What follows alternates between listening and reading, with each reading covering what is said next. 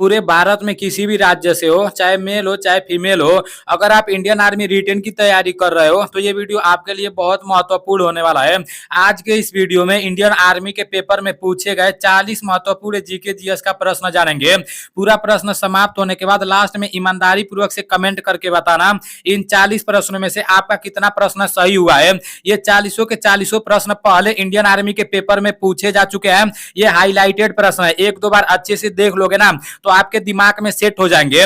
ये पहले Indian army के पेपर में पूछे जा चुके हैं और आने वाले समय में अग्निवीर के पेपर में भी पूछे जा सकते हैं। इसलिए आप लोगों को सीरियस होकर पढ़ाई करना है, पेन और कॉपी लेकर बैठ जाना है। जो प्रश्न आपको आता रहेगा उसका तो रिवीजन हो जाएगा और जो प्रश्न नहीं आता रहेगा उसको ईमानदारी पूर्वक से अपने कॉपी में लिख लेना है। और देखो 40 प्रश्न समाप्त होने के बाद लास्ट में 5 प्रश्न मैं मैथ का बताऊंगा। कुछ लोग कमेंट करके बार बार बोल रहे थे नीलेश भाई आप कितना भी जीके जीएस लाते हो उसमें कुछ मैथ का प्रश्न भी लाया करो, क्योंकि मेरा मैथ बहुत ज्यादा कमजोर है। तो आप लोगों को ज्यादा परेशान होने की जरूरत नहीं है। ये जो 5 को मैथ का प्रश्न लेकर आया हूं ना, ये पांचों 5 टाइप के हैं, जैसे पांचों 5 पार्ट से रहने वाले हैं और ये इंडियन आर्मी के पेपर में हर साल उस टाइप के एक प्रश्न पूछे जाते हैं। मैं आप लोगों को अपने तरीका से समझाने का कोशिश करूंगा और उम्मीद करूंगा कि आप लोगों को भी समझ में आएगा। अगर आप लोग को अच्छे से समझ में नहीं आता ना तो आप लोग कमेंट करके ये नहीं बोलते कि नीलेश भाई आप जो मैथ बताते हो बहुत अच्छे से समझ में आ जाता है। मैं काफी दिनों से मतलब इसको समझने का कोशिश कर रहा था, मुझे नहीं समझ आ रहा था और जब मैं आपका वीडियो देखा तो ऐसा सवाल मुझे समझ में आ गया। ऐसा बहुत सारा कमेंट देखने को मिला है। तो जब आप लोग कमेंट करते हो ना तो मेरा मनोबल बहुत ज्यादा मतलब बढ़ जाता है मेरे भाई। मेरे अंदर जो कार्य करने की क्षमता होती है ना वो बढ़ जाती है। तो आप लोग थोड़ा टाइम निकाल कर एक कमेंट कर दिया करना, ठीक है ना। मैथ जानते रहेंगे उन लोगों का तो कोई बात नहीं है, लेकिन जो लोग नहीं जानते रहेंगे उन लोगों के लिए मैं मैथ बताऊंगा, ठीक है ना।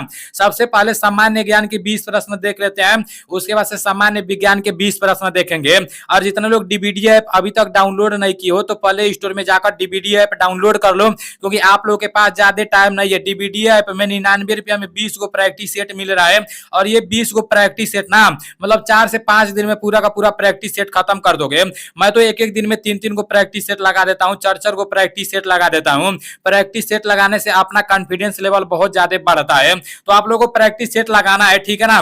देखो सबसे पहला प्रश्न है वायुमंडल को कितने परतों में बांटा गया है।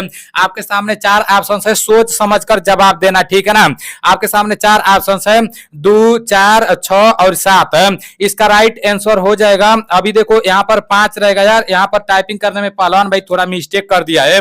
वायुमंडल को कितने परतों में बांटा गया है, 5 परतों में बांटा गया है। आप लोग अपने कॉपी में 5 लिख देना, ठीक है ना। नेक्स्ट प्रश्न है भारत का राष्ट्रीय बैंक कौन सा है। आपके सामने 4 ऑप्शन है, मोस्ट इंपोर्टेंट प्रश्न है, बहुत बार इंडियन आर्मी के पेपर में पूछा गया है। भारत का राष्ट्रीय बैंक कौन सा है।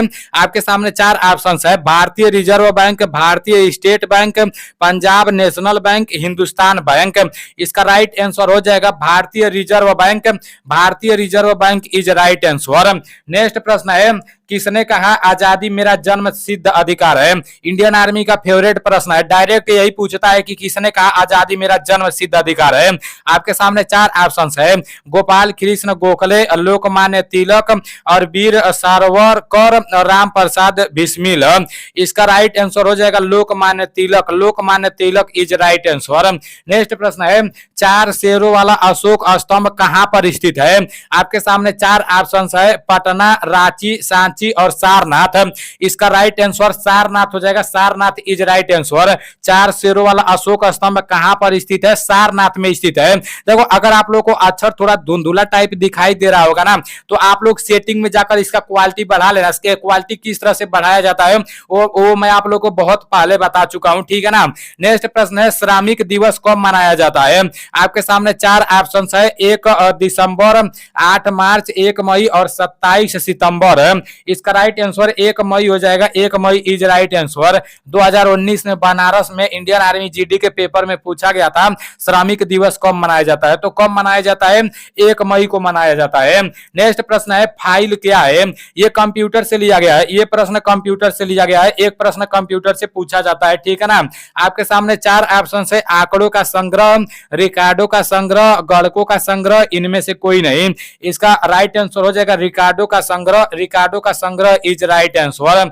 नेक्स्ट प्रश्न है दिलवाड़ा मंदिर कहां पर स्थित है? ये भी मोस्ट इंपोर्टेंट प्रश्न है, बहुत बार इंडियन आर्मी के पेपर में पूछा गया है। मंदिर से एक प्रश्न पूछा जाता है और पूरा मंदिर को इकट्ठा करके मैं आप लोग को एक जगह बता भी दिया हूं। आपके सामने चार ऑप्शन है, मदुरई तमिलनाडु, माउंट आबू राजस्थान, कोणार्क ओडिशा, अमरनाथ जम्मू कश्मीर। इसका राइट आंसर हो जाएगा माउंट आबू और Rajasthan, mount Abu Rajasthan is right answer. Next प्रश्न है महात्मा गांधी जी को अर्धनग्न फकीर किसने कहा था? आपके सामने चार ऑप्शन है, मोस्ट इंपोर्टेंट प्रश्न है। पहला है विसंगठन चर्चिल, और दूसरा है सुभाष चंद्र बोस, तीसरा है रविंद्रनाथ टैगोर और चौथा है इनमें से कोई नहीं। इसका राइट आंसर हो जाएगा यहाँ जो पहला दिया है Winston Churchill, Winston Churchill is right answer. Next प्रश्न है राष्ट्रीय खेल दिवस किसके जन्म दिवस पर मनाया जाता है? आपके सामने चार ऑप्शन है, उधम सिंह, कपिल देव, मेजर ध्यानचंद। 29 अगस्त को राष्ट्रीय खेल दिवस मनाया जाता है, ठीक है ना। और लास्ट में दे दिया है स्वामी विवेकानंद, तो इसका राइट आंसर मेजर ध्यानचंद हो जाएगा, major Dhyan Chand is right answer. राष्ट्रीय खेल दिवस किसके जन्म दिवस पर मनाया जाता है? मेजर ध्यानचंद के दिवस पर मनाया जाता है। और कितने तारीख को मनाया जाता है? तो 29 अगस्त को मनाया जाता है। प्रश्न है निम्न में से विश्व की सबसे गहरी झील है? आपके सामने चार ऑप्शन है, बैकाल, कैस्पियन, चिल्का और बुलर झील। इसका राइट आंसर बैकाल हो जाएगा, बैकाल इज राइट आंसर। विश्व की सबसे गहरी झील कौन है? बैकाल है। नेक्स्ट प्रश्न है हुगली नदी किस राज्य में बहती है? आपके सामने चार ऑप्शन है, उड़ीसा, बंगाल, असम और कर्नाटक। इसका राइट आंसर बंगाल हो जाएगा, Bengal is right answer. Hooghly नदी किस राज्य में बहती है? बंगाल में बहती है। नेक्स्ट प्रश्न है सर्वोच्च न्यायालय के न्यायाधीश कितनी उम्र तक सेवा कर सकते हैं? यह भी मोस्ट इंपोर्टेंट प्रश्न है, सर्वोच्च न्यायालय के न्यायाधीश कितनी उम्र तक सेवा कर सकते हैं? आपके सामने चार ऑप्शन है, 70 वर्ष, 62 वर्ष, 65 वर्ष और 60 वर्ष। इसका राइट आंसर हो जाएगा 65 वर्ष, 65 वर्ष इज राइट आंसर। नेक्स्ट प्रश्न है गाइड किताब के लेखक कौन है? आपके सामने चार ऑप्शन है, चार्ल्स डिकेंस, और दूसरा दिया है आर के नारायण, और तीसरा दिया है रविंद्रनाथ टैगोर, और चौथा दिया है इनमें से कोई नहीं। इसका राइट आंसर हो जाएगा आर के नारायण, आर के Narayan is right answer. Guide किताब के लेखक कौन है? आर के नारायण है। नेक्स्ट प्रश्न है सुप्रीम कोर्ट के न्यायाधीशों की नियुक्ति कौन करता है? यह भी मोस्ट इंपोर्टेंट प्रश्न है, सुप्रीम कोर्ट के न्यायाधीशों की नियुक्ति कौन करता है? आपके सामने चार ऑप्शन है, रक्षा मंत्री, प्रधानमंत्री, राष्ट्रपति, इनमें से कोई नहीं।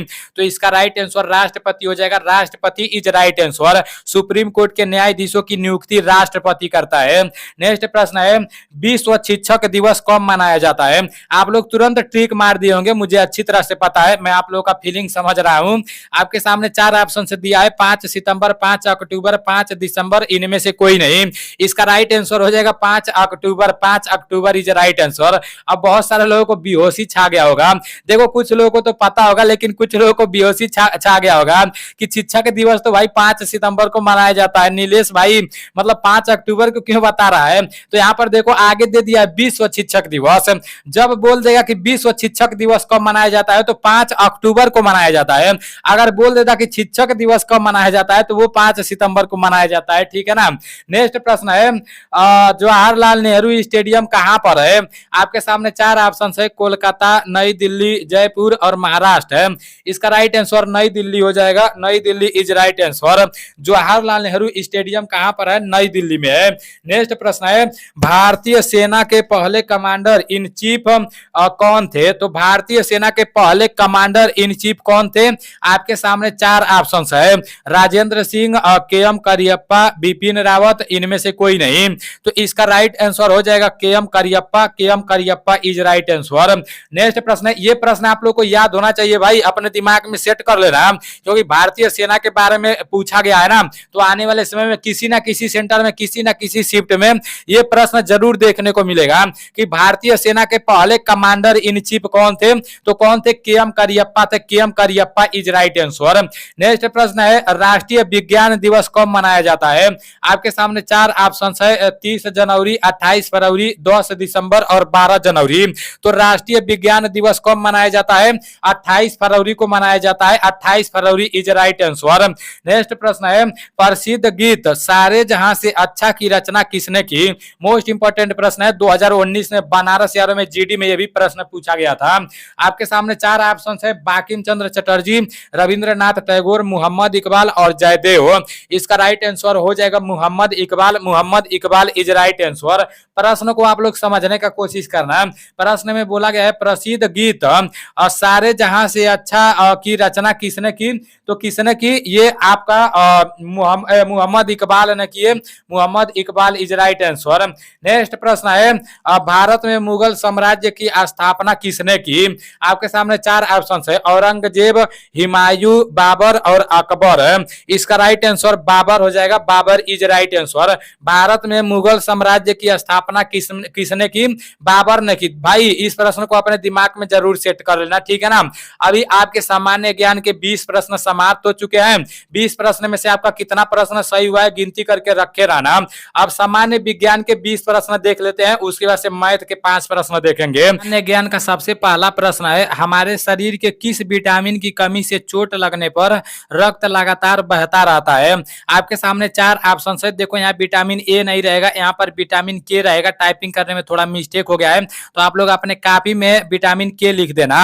अभी देखो सबसे पहला ऑप्शन है विटामिन के, दूसरा ऑप्शन है विटामिन बी, तीसरा ऑप्शन है विटामिन सी और चौथा ऑप्शन है विटामिन डी। तो इसका राइट आंसर विटामिन के हो जाएगा। विटामिन के इज राइट आंसर। नेक्स्ट प्रश्न है हवा की चाल किससे मापी जाती है। आपके सामने चार ऑप्शन है, स्पीडोमीटर, एनीमोमीटर और डायनेमोमीटर, एक्सेलरोमीटर। इसका राइट आंसर हो जाएगा anemometer. Anemometer is right answer. हवा की चाल किससे मापी जाती है, एनीमोमीटर से मापी जाती है। नेक्स्ट प्रश्न है जल का क्वथनांक होता है, जल का क्वथनांक कितना होता है।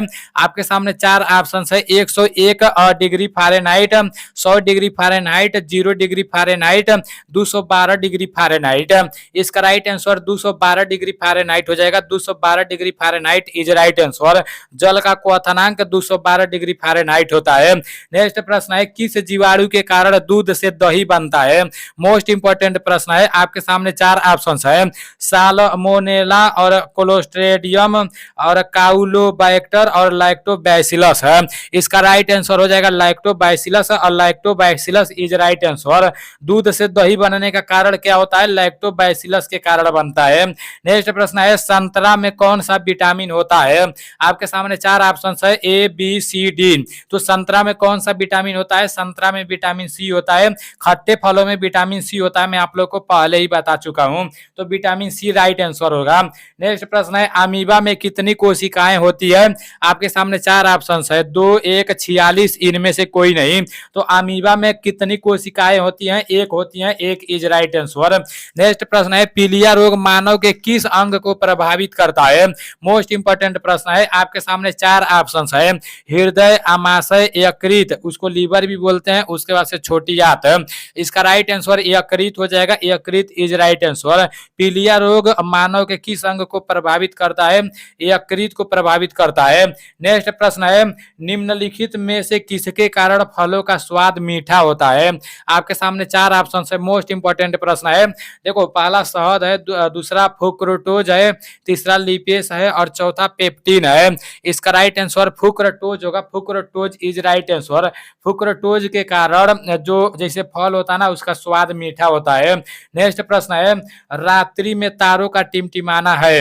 रात्रि में तारों का टिमटिमाना क्या है। आपके सामने चार ऑप्शन है, पूर्ण आंतरिक, अपवर्तन, परावर्तन और व्यक्तिकरण। इसका राइट आंसर हो जाएगा अपवर्तन। अपवर्तन इज राइट आंसर। नेक्स्ट प्रश्न है लेजर की खोज किसने की थी। आपके सामने चार ऑप्शन है, W K Roentgen, Hounsfield, Theodore Maiman, Albert Einstein. इसका राइट आंसर हो जाएगा Theodore Maiman. Theodore Maiman is right answer. यहाँ पर मैमेर नहीं रहेगा, मैमेन रहेगा, ठीक है ना। पहलवान भाई टाइपिंग करने में थोड़ा मिस्टेक कर दिया है। नेक्स्ट प्रश्न है विभवांतर मापने की इकाई है।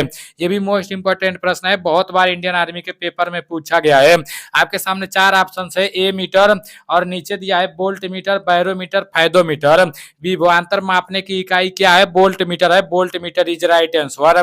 नेक्स्ट प्रश्न है राष्ट्रीय विज्ञान दिवस कब मनाया जाता है। आपके सामने चार ऑप्शन है, 30 जनवरी, 28 फरवरी, 10 दिसंबर, 12 जनवरी। ये प्रश्न शायद मैं आप लोग को ऊपर भी करा चुका हूं। ये प्रश्न दो जगह टाइप हो गया है। राष्ट्रीय विज्ञान दिवस कब मनाया जाता है? 28 फरवरी को मनाया जाता है। 28 फरवरी इज राइट आंसर। नेक्स्ट प्रश्न है प्रकाश वर्ष किसकी इकाई है? आपके सामने चार ऑप्शन है, दूरी के, समय की, आयु के और प्रकाश की तीव्रता की। इसका राइट आंसर दूरी की हो जाएगा, दूरी की इज राइट आंसर। नेक्स्ट प्रश्न है बेकिंग सोडा का रासायनिक नाम बताओ। मोस्ट इंपोर्टेंट प्रश्न है, बेकिंग सोडा का रासायनिक नाम क्या है?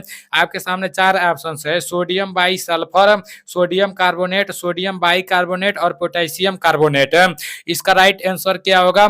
ये भी मोस्ट इंपोर्टेंट प्रश्न है, इसको अपने कॉपी में लिख लेना है। सोडियम बाई कार्बोनेट इसका राइट आंसर हो जाएगा। बेकिंग सोडा का रासायनिक नाम क्या है? सोडियम बाई कार्बोनेट है।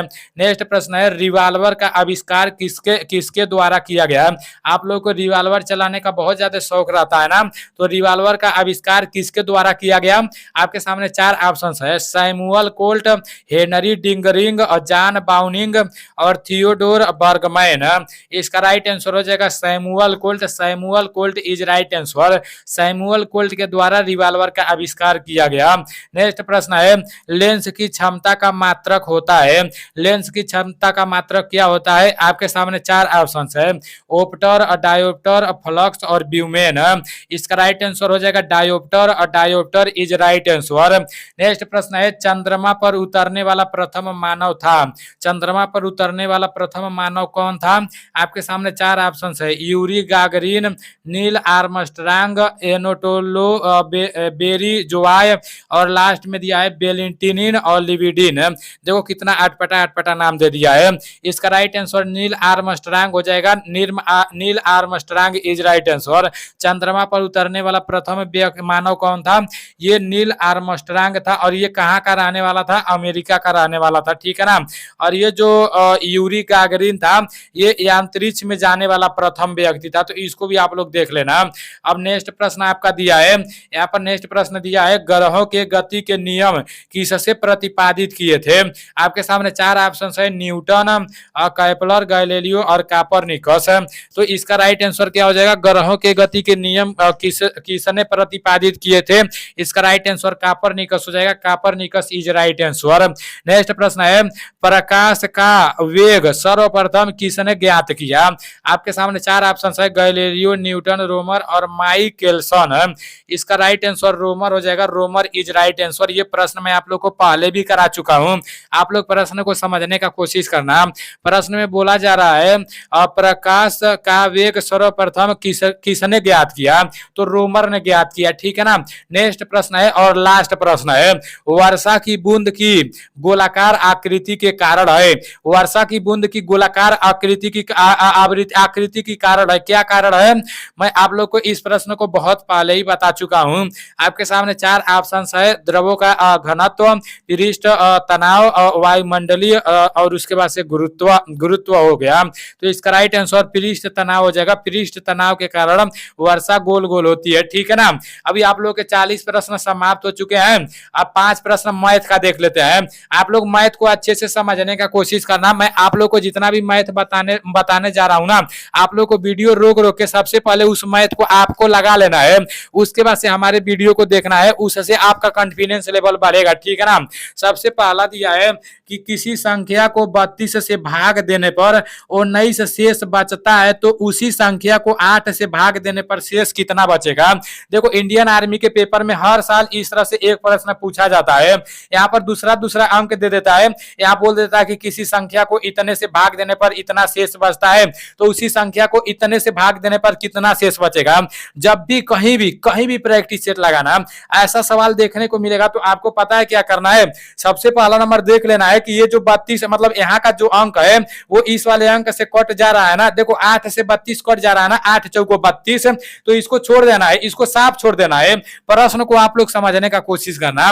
प्रश्न में बोला गया कि किसी संख्या को, वो संख्या आपको पता नहीं है, किसी संख्या को 32 से भाग देने पर 19 शेष बच रहा है, तो उसी संख्या को 8 से भाग देने पर शेष कितना बचेगा। अब मान लो 32 से भाग दिया है तो 19 शेष बता है। अब 32 अगर 32 में 8 से भाग देंगे तो ये 32 कट जाएगा ना, अब शेष तो 19 बचेगा, तो फिर 19 में 8 से भाग देंगे। तो मतलब जब भी इस तरह से सवाल देखने को मिलेगा तो इसको आप लोग को छोड़ देना है, क्योंकि ये वाला जो अंक रहेगा ना, ये इस अंक से कट जाता है, तो हमको इससे इसमें भाग दे देना है, ठीक है ना। तो 8 यहाँ पर लिख लेते हैं और 19 यहाँ पर लिख देते हैं। उसके बाद से 8 दूना कितना हो जाएगा, 16 हो जाएगा। अब 9 में से 6 जाएगा, 3 बचेगा, 1 में से 1 जाएगा, कटकुट बचेगा। तो यहाँ पर शेष कितना बचा, 3 बचा। यहाँ पर क्या बोला गया था कि किसी संख्या को 32 से भाग देने पर 19 शेष बचता है, तो उसी संख्या को 8 से भाग देने पर शेष कितना बचेगा, तो कितना बचेगा, 3 बचेगा, ठीक है ना। जब भी इस तरह से प्रश्न देखने को मिलेगा तो आप लोग पहले वाले को छोड़ देना, पहले यहाँ देख लेना कि कट रहा है कि नहीं कट रहा है। अगर यहाँ के अंक से ये कटेगा ना, तो इसको आप लोग को छोड़ देना है और इसी से इसमें भाग दे देना है, और जितना शेष बचेगा वही आंसर होगा, ठीक है ना। आप कोई भी बुक लिए हो या कहीं से भी प्रैक्टिस सेट लगा रहे हो, आप तुरंत ये वीडियो समाप्त होने के बाद जाना, ये वाला सवाल खोजना। किसी भी बुक में आपको 10 सवाल मिलेंगे, 15 सवाल मिलेंगे, सारा का सारा सवाल इसी तरह से लगा देना, ठीक है ना।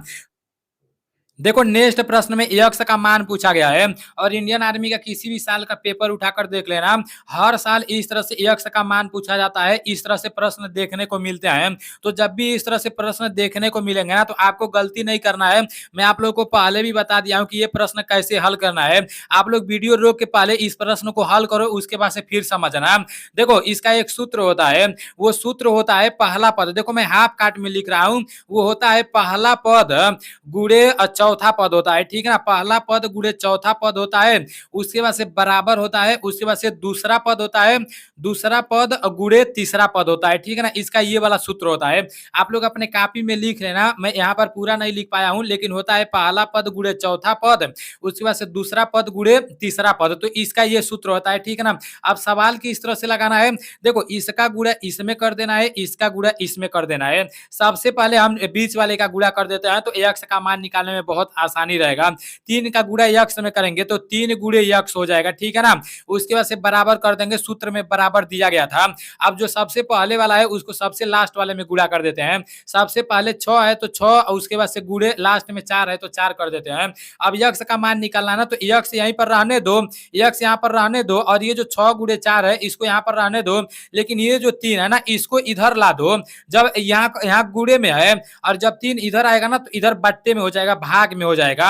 अब 3 का गुणा करेंगे तो 3 दूना कितना हो जाएगा, 6 हो जाएगा।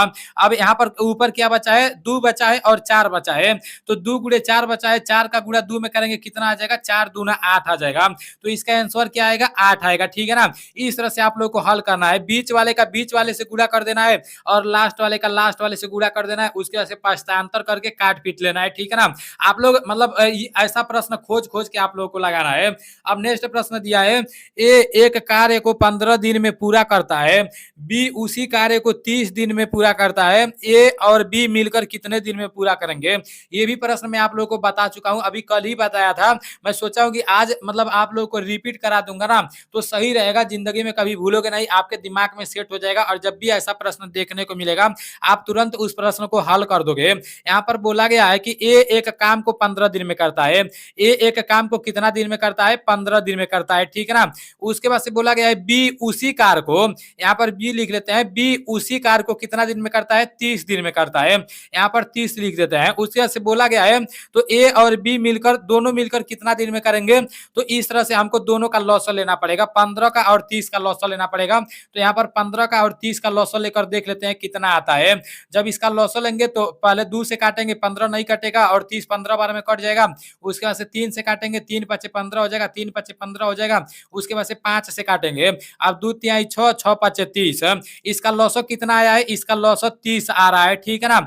अब क्या करेंगे, अब इस 15 का इसमें भाग दे देंगे, तो 15 का जब 30 में भाग देंगे तो कितना आएगा, 15 दूना 30, 2 आ जाएगा। अब इस 30 का भी इसमें भाग दे देंगे, ठीक है ना। बोला है कि दोनों मिलकर कितने दिन में करेंगे, तो दोनों का भाग देना है, ठीक है ना। एक बार 15 का भाग देना है, एक बार 30 का भाग देना है। तो 30 का भाग 30 में देंगे तो 1 आएगा। अब यहाँ पर 2 आ गया है, यहाँ पर 1 आ गया है, तो इन दोनों को जोड़ लेंगे, ठीक है ना। 2 और 1 कितना हो जाएगा, 3 हो जाएगा। यहाँ पर 3 हो जाएगा, और 3 का किसमें, जैसे ये जो 30 है ना, जो लॉसन निकाले हैं, इसी में 3 का भाग दे देना है। जब 3 का 30 में भाग देंगे तो कितने बार में कटेगा, 3 दहा में 30 बार में कटेगा, 10 बार में कटेगा, ठीक है ना। तो ये 10 आपका राइट आंसर हो जाएगा। इस प्रश्न में बोला गया है 40 लोगों का औसत भार 79 केजी है, यदि इसमें अध्यापक का भार जोड़ दिया जाए तो औसत भार 1 केजी बढ़ जाता है। देखो यहाँ टाइपिंग करने में थोड़ा मिस्टेक हो गया है, इसको आप लोग सही कर लेना।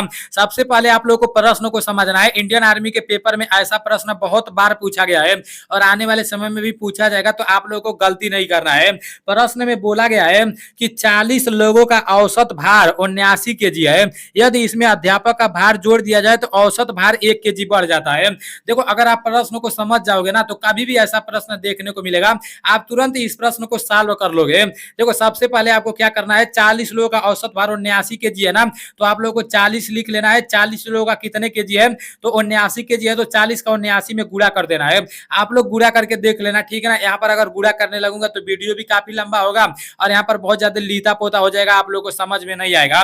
तो 40 का आप लोग 79 में गुणा कर लेना। यहाँ जो कुछ भी आएगा ना उसको रहने देना।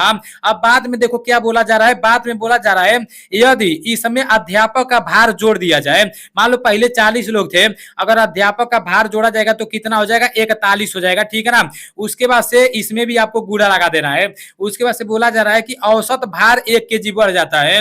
अब देखो, इसमें एक अध्यापक भी बढ़ा है तो 41 हो गया है। अब औसत भार 79 था तो औसत भार भी बोला है कि 1 केजी बढ़ जाता है, तो 79 था तो उसके बाद से कितना हो जाएगा, 80 हो जाएगा।